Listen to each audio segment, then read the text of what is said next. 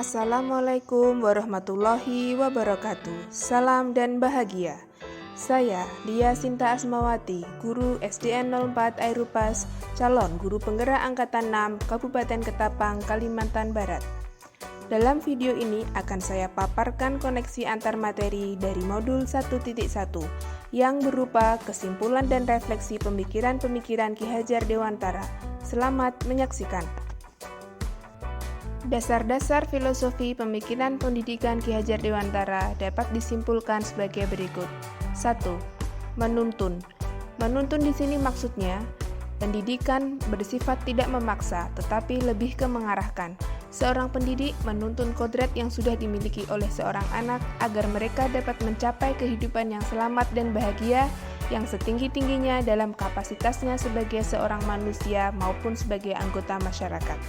Guru bertugas menuntun kekuatan kodrat seorang anak supaya dapat memperbaiki tingkah laku hidupnya. Dasar pemikiran Ki Hajar Dewantara dalam menuntun ini tertuang dalam sistem Among, yaitu yang sering kita kenal sebagai trilogi pendidikan.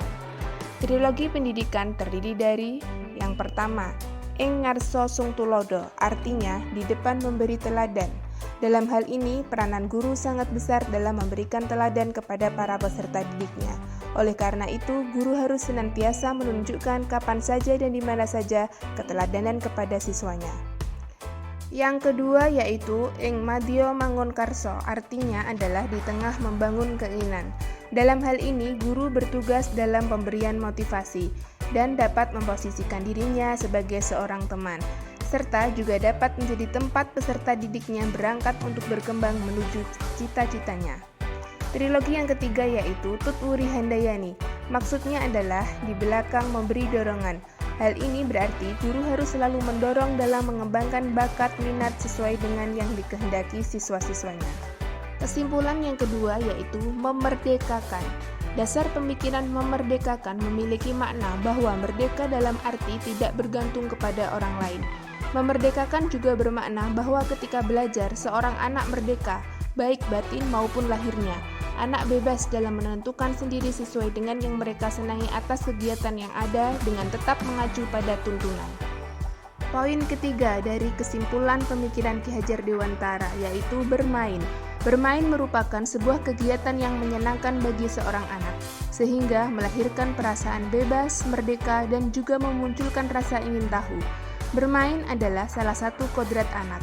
Dalam bermain, menautkan pikiran, perasaan, kemauan, tenaga, cipta, rasa, karya, atau karsa, dan pekerti yang sudah ada pada diri anak.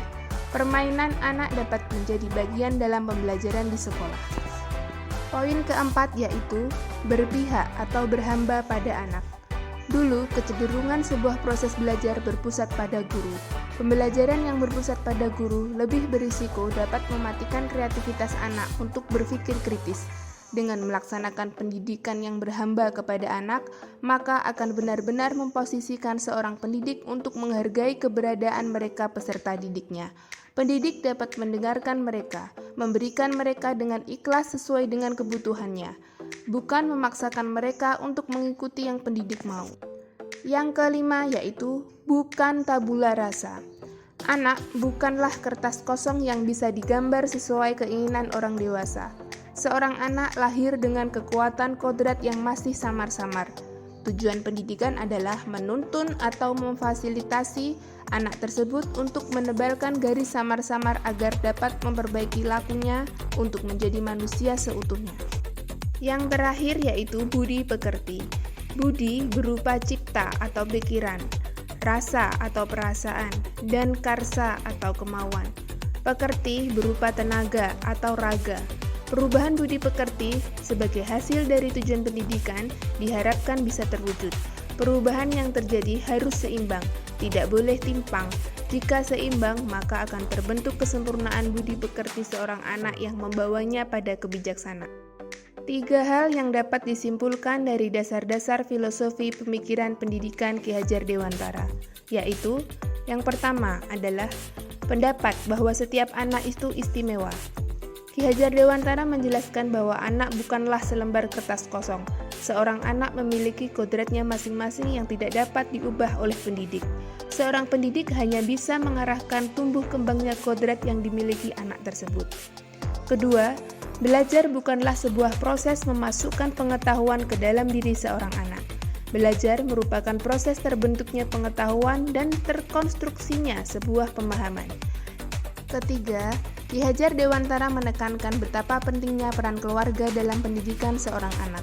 Keluarga merupakan pusat pendidikan. Orang tua mungkin dapat saja mendelegasikan pengajaran pada ahlinya, tetapi proses pendidikan anak merupakan tanggung jawab utama orang tua.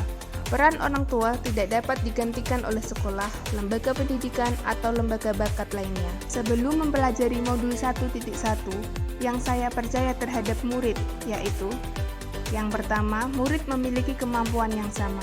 Anak yang berada di kelas harus mendapat materi pelajaran yang sama dan dengan cara penyampaian yang sama pula. Saya tidak peduli dengan perbedaan karakter dan latar belakang mereka, dan saya akan kecewa jika anak belum memahami apa yang saya sampaikan di kelas. Yang kedua, murid adalah kertas kosong. Saya menganggap guru adalah pusat pembelajaran, padahal sejak lahir anak sudah memiliki kodratnya masing-masing. Guru hanya bertugas menuntun. Tetapi selama ini saya hanya memaksakan kehendak supaya anak patuh terhadap perintah saya. Murid hanyalah murid, bukan anak. Saya hanya memperlakukan anak sebagai murid, di mana tugas murid hanya belajar tentang teori-teori di buku pelajaran. Saya belum memperhatikan cipta, rasa, karsa, dan pekerti pada anak. Padahal seorang anak harus memiliki rasa bahagia dimanapun mereka berada. Murid hanya penerima ilmu. Saya menganggap anak hanya penerima transferan ilmu dari guru. Anak diwajibkan mengerti semua penjelasan guru. Jika anak tidak paham, maka dianggap tidak berkompeten, padahal setiap anak pasti memiliki bakat atau minat lainnya. Yang berubah dari pemikiran atau perilaku saya setelah mempelajari modul 1.1 ini, antara lain, yang pertama, siswa merupakan subjek pembelajaran, bukan lagi objek, tetapi subjek pelajaran. Siswa harus diberikan kesempatan yang seluas-luasnya untuk mengemukakan ide kreativitas, berinteraksi dengan lingkungan demi memperoleh pengalaman-pengalaman belajar. Siswa bukanlah bejana kosong yang bisa diisi dengan berbagai jenis air, tetapi pada diri siswa sudah terdapat banyak potensi, bakat, minat. Untuk merubah atau membangkitkan potensi tersebut merupakan tugas guru. Tugas utama seorang guru adalah menciptakan lingkungan, alat, ide untuk mendorong siswa melakukan interaksi yang produktif dan memberikan pengalaman belajar yang dibutuhkan.